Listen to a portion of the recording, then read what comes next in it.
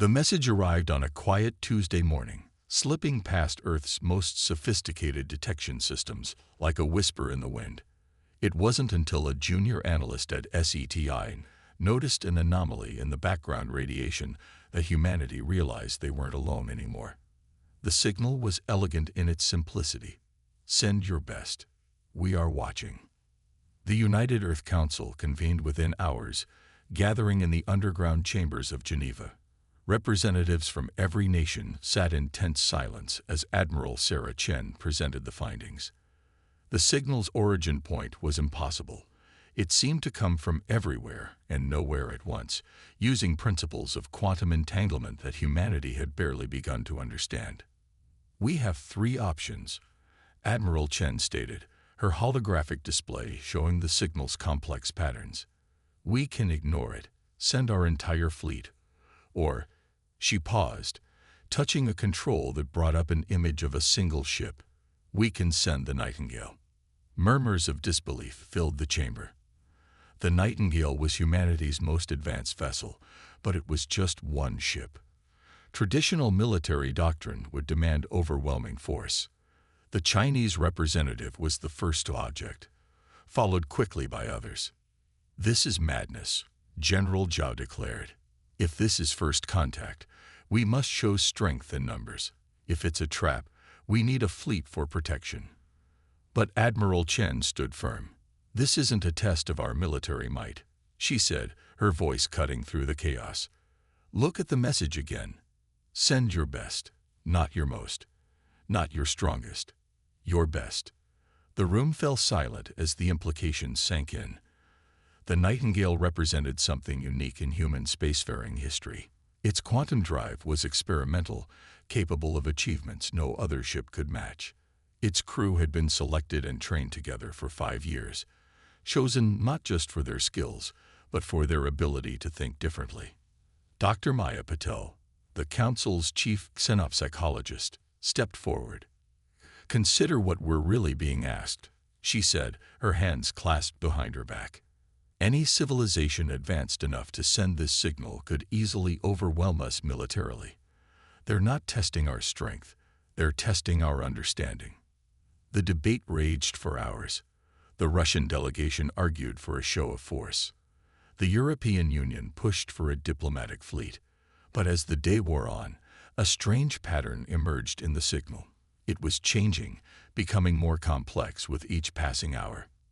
It's not just a message, Dr. Patel realized, studying the new data. It's a puzzle.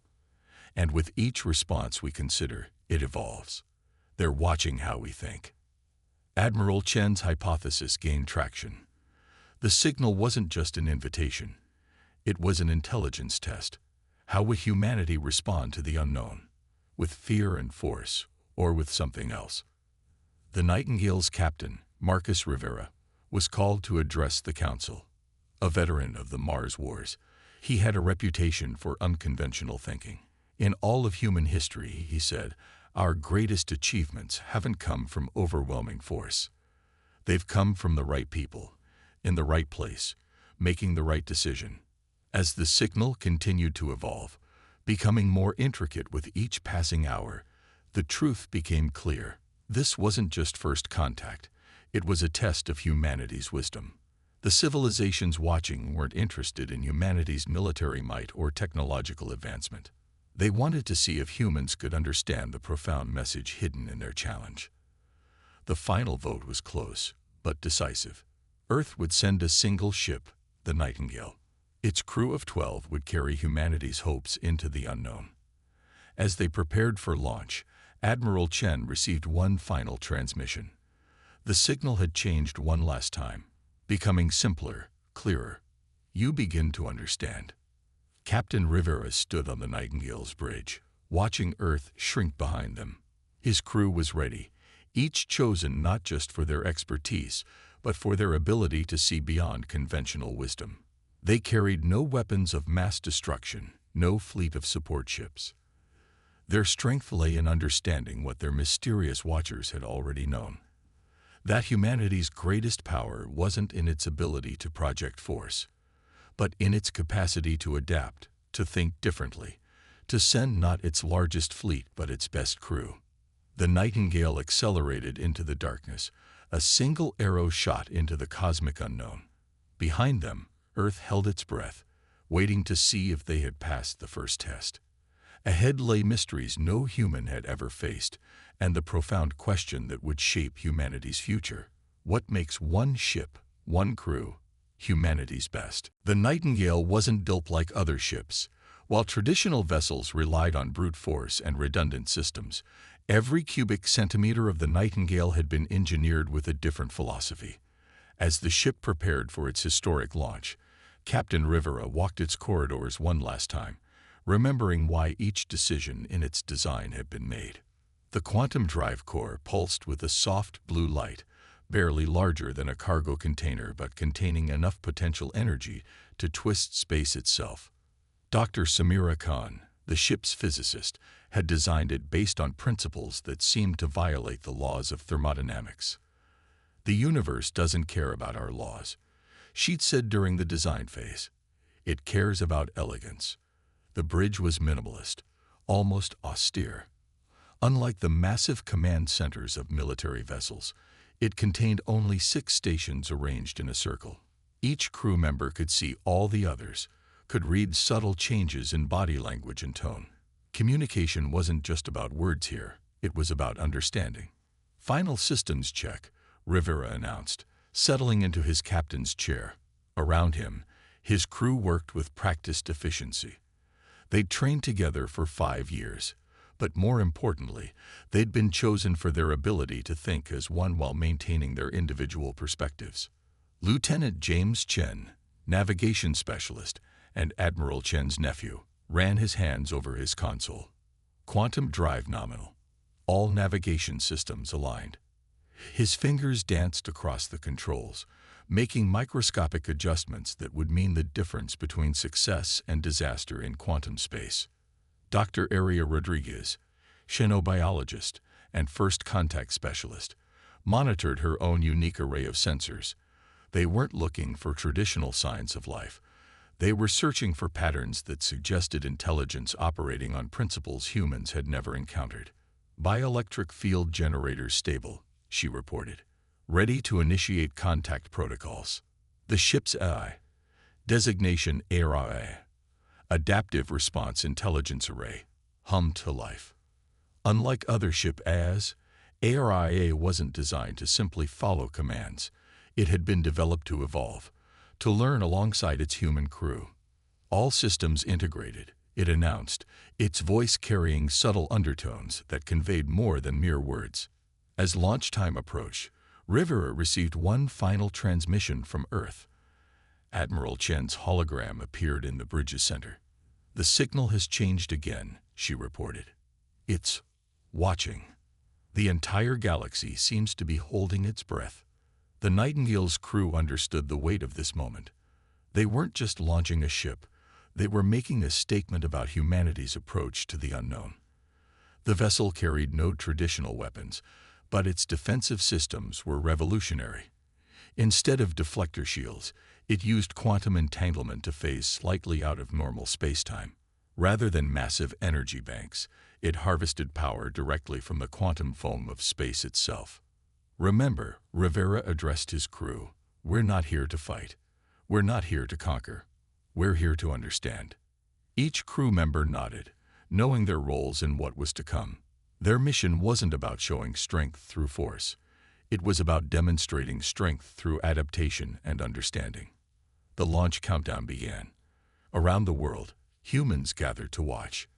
The Nightingale rose on a pillar of light that seemed to bend reality itself, its quantum drive creating effects that defied conventional physics. As they breached atmosphere, the ship's true nature began to show. Its hull shifted color and texture, adapting to the changing conditions of space. The quantum drive hummed to life, creating a bubble of altered spacetime around the vessel. They weren't just traveling through space, they were becoming part of it. Aria's consciousness expanded through the ship's systems, learning and adapting with each passing moment. "Detecting quantum resonance patterns," it reported.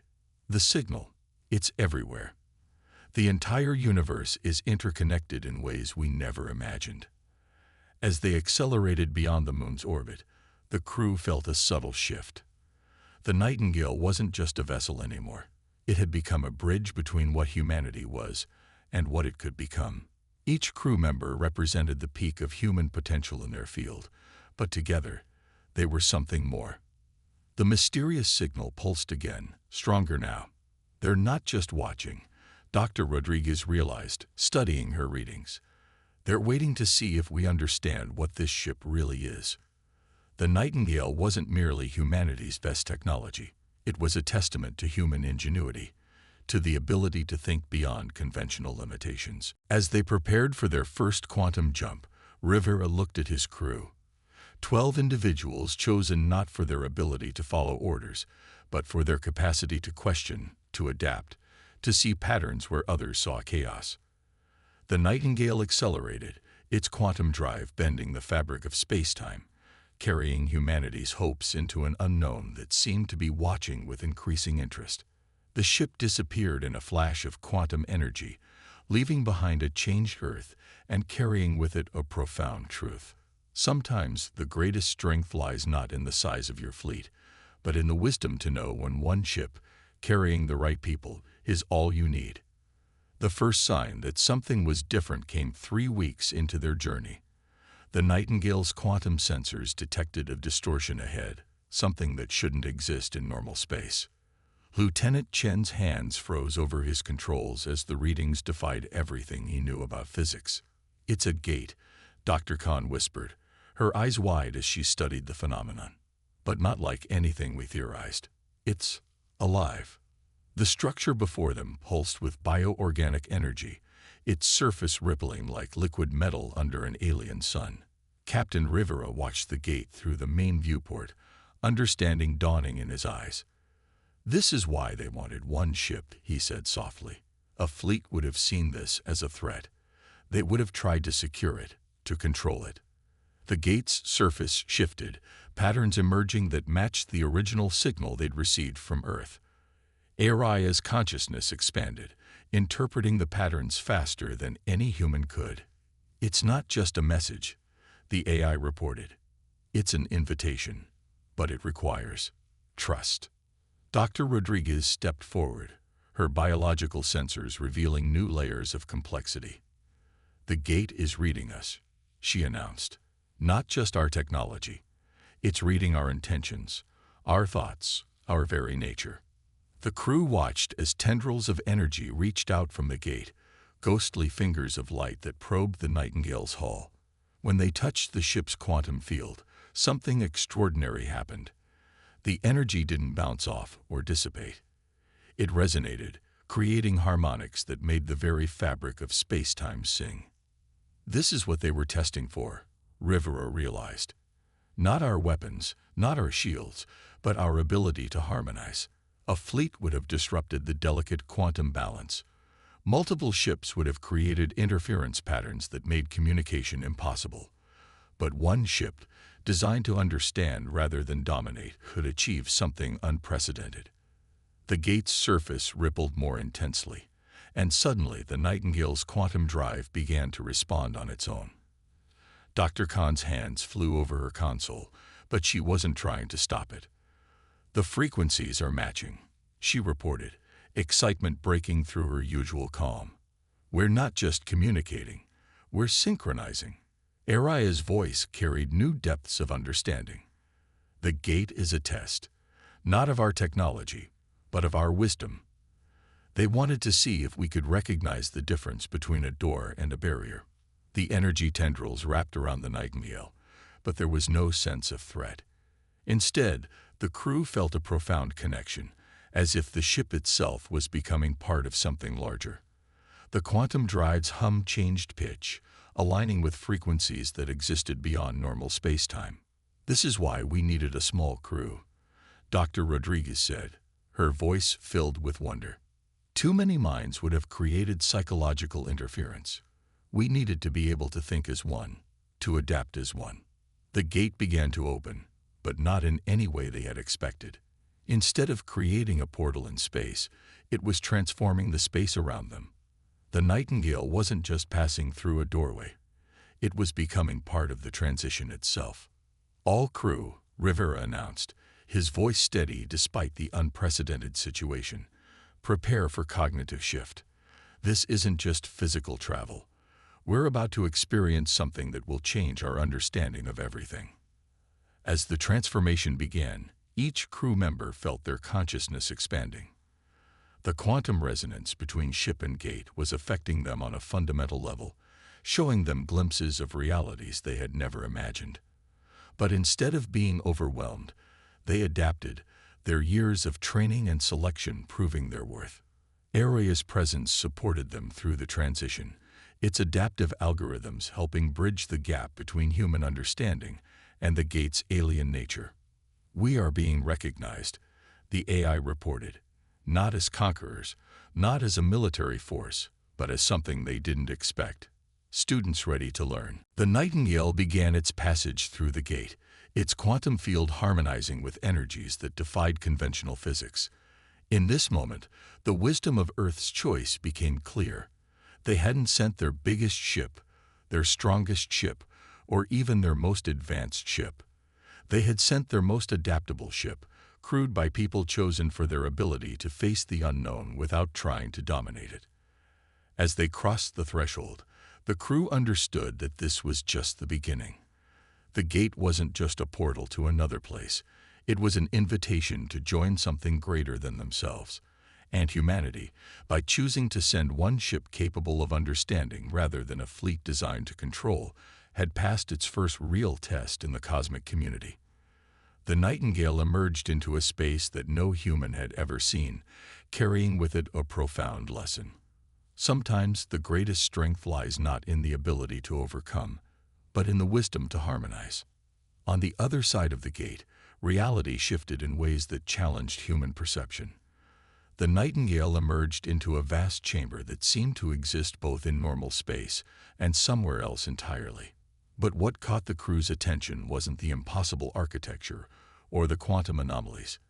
It was the graveyard of ships that floated silently around them.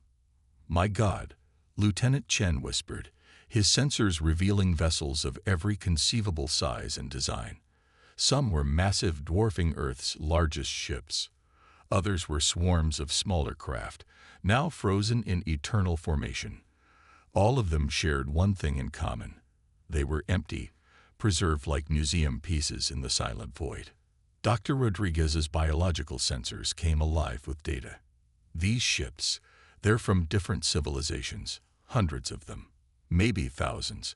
Her voice carried a mix of awe and growing understanding. "Each one represents a species that tried to answer the call." Captain Rivera studied the nearest vessel, a behemoth of crystalline structures and energy collectors that must have once housed thousands. They all sent their strongest forces, he realized.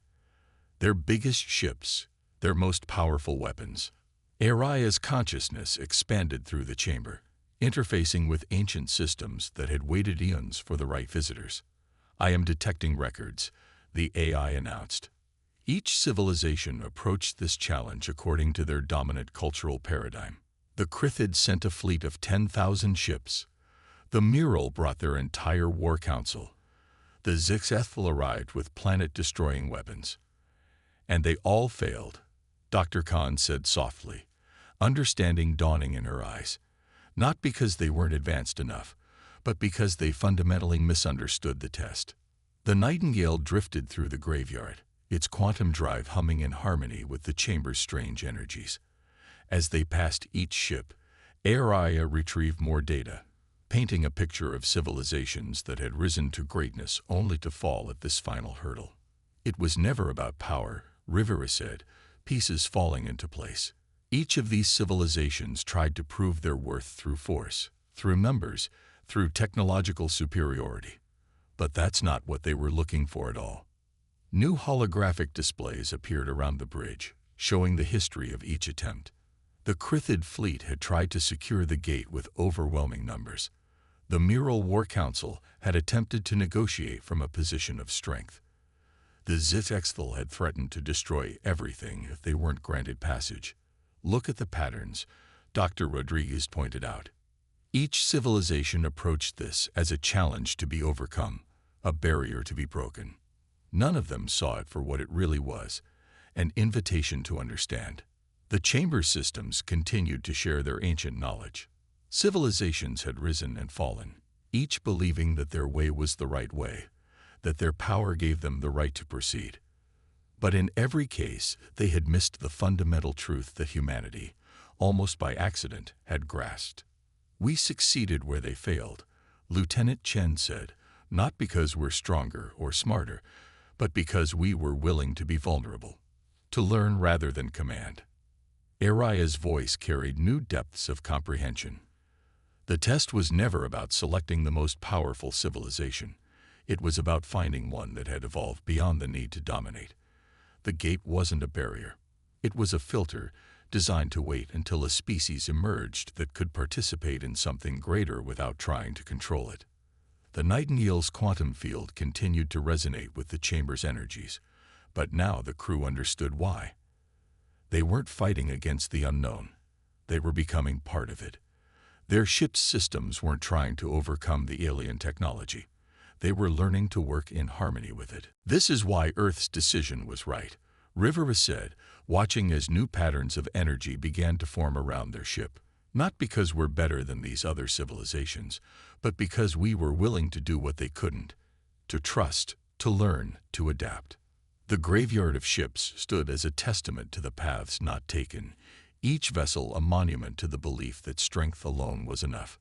But as the Nightingale began to pulse with new energy, as systems they had never imagined began to interface with their own, the crew understood that they had discovered something far more valuable than power. "We're being invited to proceed," Araya announced as new doorways began to open in the fabric of space-time. But not as conquerors or equals, as students ready to learn from those who have waited so long for someone to understand. The crew of the Nightingale prepared for their next transition, carrying with them the profound lesson learned from the graveyard of ships. In the end, humanity's greatest achievement wasn't in building the strongest vessel or assembling the largest fleet. It was in being wise enough to send one ship, crewed by people who understood that true strength lies not in the power to destroy or dominate, but in the courage to remain open to the unknown. The final chamber defied description. As the Nightingale emerged from its last transition, the crew found themselves in a space that seemed to exist in all dimensions at once.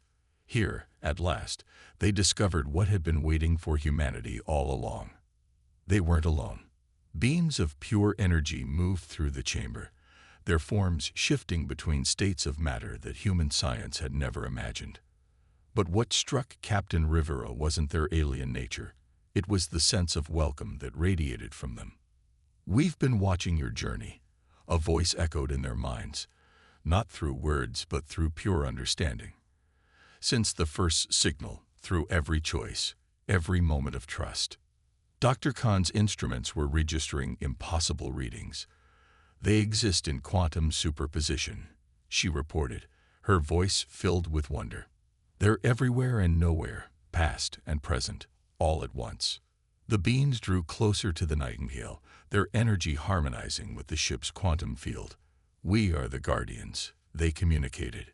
"Not rulers, not conquerors, but caretakers of what comes next.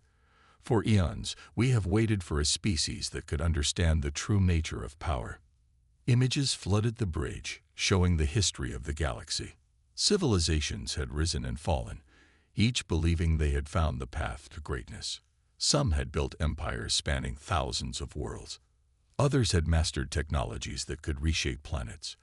All had eventually faced the same test that humanity had just passed.